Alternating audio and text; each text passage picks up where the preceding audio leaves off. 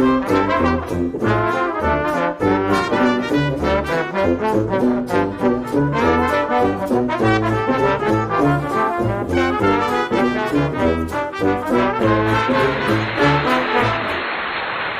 everybody, welcome back again to my YouTube channel. Today I'm with Johan from Sweden.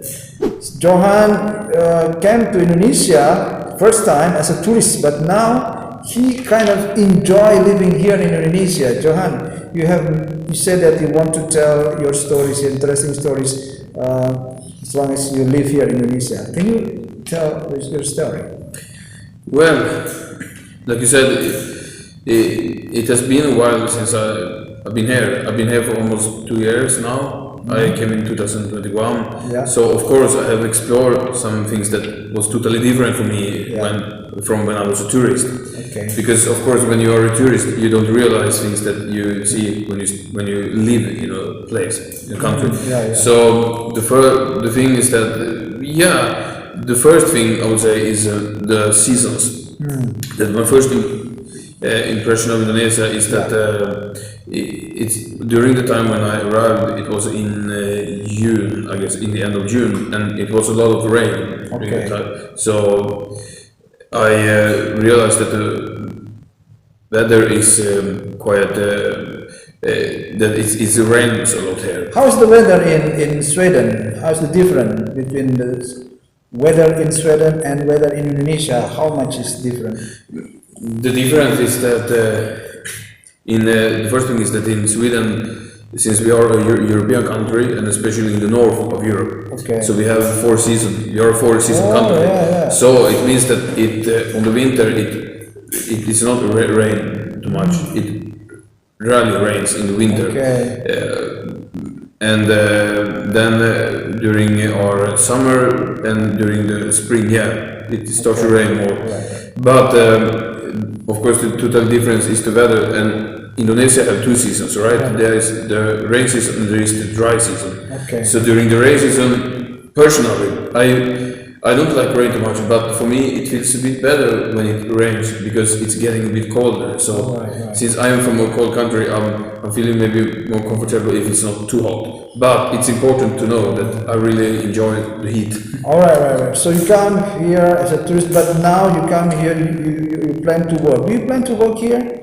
Yeah, that is my plan to settle there. Even though it hasn't been a really easy way for me to go. Since at the first time I arrived, I joined some internship. And the first one was in Padang. And it was like a English camp. So those students who come there, they were studying between, I guess, the age of 18 to 25 mostly. And so I helped them to teach English a bit and during their during the exercises in the class and something like that, But it gave me a really good experience, and I'm happy that I joined it. Very interesting, because what I know is that people in Sweden speak English also as a second language, right? That's right.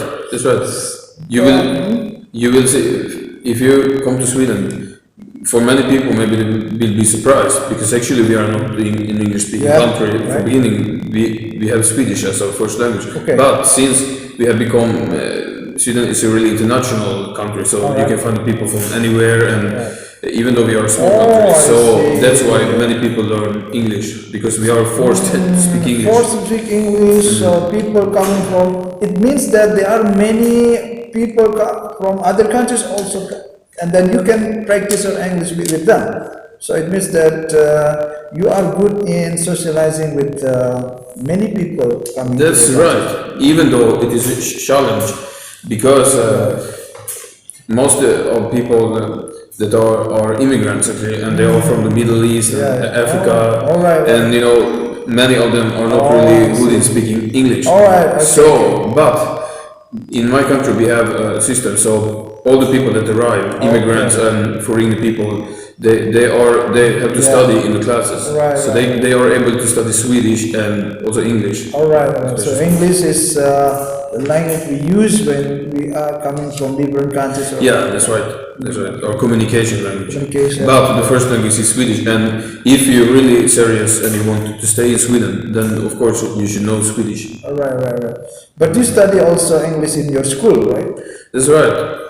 From the first grade, I guess. Okay, here in Indonesia we have problems for, especially because I'm a teacher, so we have problem in speaking English in Indonesia. Although we study English in school, but in reality, outside here, many people, I mean, many of my students, let's say, cannot speak English very fluently.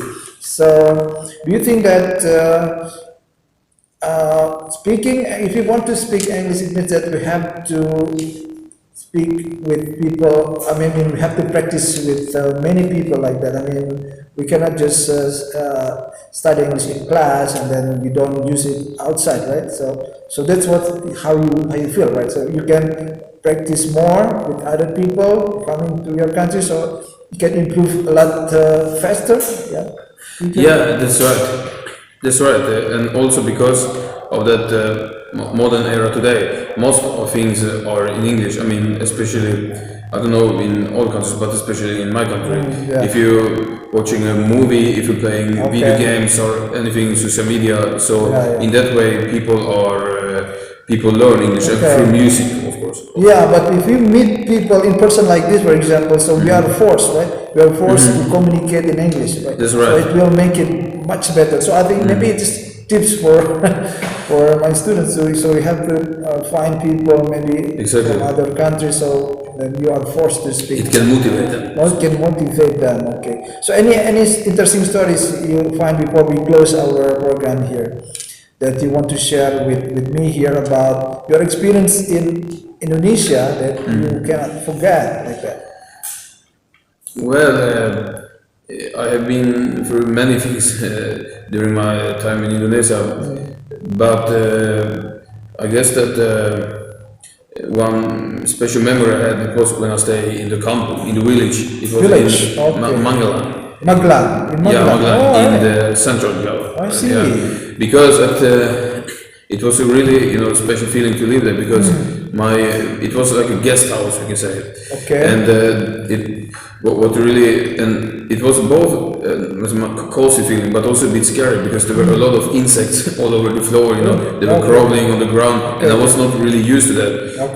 Because in Sweden it's just during the summer we have insects that can enter the room, but in Indonesia I can see that there is so many insects, especially on the countryside, and they're crawling in the bed and everywhere. So that was a bit special feeling for me. Because both a bit scary feeling, but the same, it was also a cool feeling. All right, I hope my viewers here, especially my students who practice English, can understand what we are talking about here. But if you have any comment or input for this program, you can write your comment below. So leave your comment, don't hesitate to write your comment in English, because this program is aimed for those of you who speak English as a foreign or maybe as a second language, like I do here in Indonesia. So the tip is you meet people from other countries and practice, and that's what we have shared today, right? So hopefully we will meet again and will be a different topic. Thank you for watching. So have a nice day, everyone. Thank you very much for watching.